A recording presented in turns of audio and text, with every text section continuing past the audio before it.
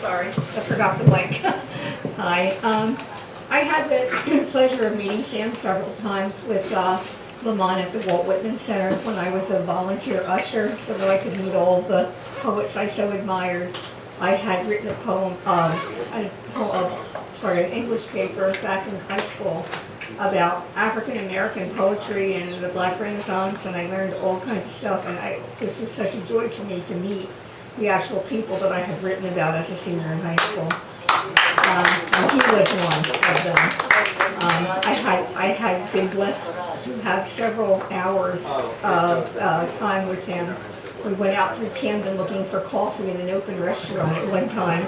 And I think I stayed till like 3 or 4 in the morning. We sat and talked and laughed and got to know one another. And sadly enough, I used to take him to the zoo by accident, taking him to the airport after he would read. And I told him one day we're getting together and we have to go to the zoo together in Philadelphia. And he said it's a date, but unfortunately we never made that. I don't feel quite equipped to write a poem for him, but I did write something very short in his honor and memory. It's called Beyond Harm and Horizon for Sam. Northern lights, calm planets fire, safe tonight you are, beyond sun, moon, and time, in a star-spattered heaven never ending. It reminds me of his saxophone.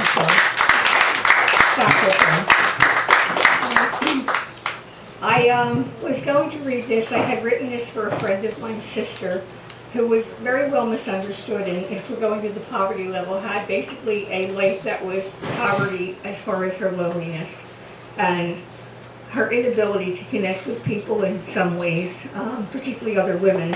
But actually, I learned more about her after she had passed than I had known before from talking to her family and friends. And it was a very powerful lesson, I guess, I learned of how we judge people and with the depth of their loneliness and their souls and their goodness, is hiding behind all of that. This is called Angel Girl for Jennifer Wood upon her passing into the light. Until you were gone from us, until you slipped away into the dark sky that late summer night, most never knew you were the girl of the angels. All those glass and porcelain protectors sent in a box by your sister that lined the shelves and landing of your flat, where you lived long past transient intention, were mystically gone with your passing. Yes, the angels have also departed.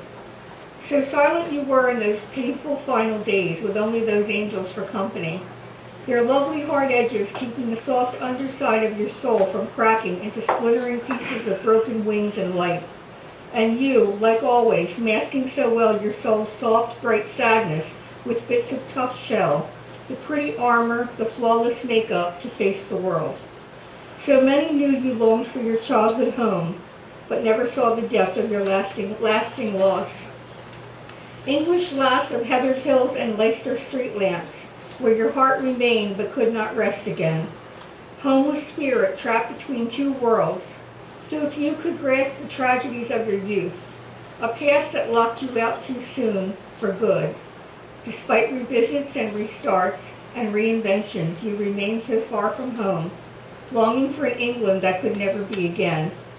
We only knew the pictures you projected, 60s it girl posed and poised, fellows at your feet, flawless in perfect fashion, your smile and composure strong as steel. Yet in truth some nights so lonely and unsure, only a small white hand reaching to hold to someone, to anyone, to any place, for always. But always never stayed for long for lovely girls like you, masked in self-assurance. Few glimpsed the desperate reach for love, the deep tenderness of small manicured fingers stroking a treasured cat, or bearing a tiny bird fallen onto cold spring ground so gently into a small silk-lined box. In the end, you became a child again, hiding the truth of your final isolation, trapped for the duration in the small town of your teen years, when medicine and magic potions failed, struggling alone to capture each day's light from fading, then facing those night times with that brave and perfect face. No one but your angels heard you pray for dawn, saw you trying to rise, Perhaps in the end they became your rescuers, your ruby slippers for that final journey, whisking you far from your dark and terrible endgame, and up into the starry heights, then back into your celestial home of long ago. Perhaps they flew you past the sunlit Isle of Jersey, long enough to see its lovely waves crash once again, then soared you over to the Keith's White Nightingale, over Wordsworth's Purple Mountains to even brighter skies and saintly places, until placing you at last in the shining heavenly arms of evermore. Thank you.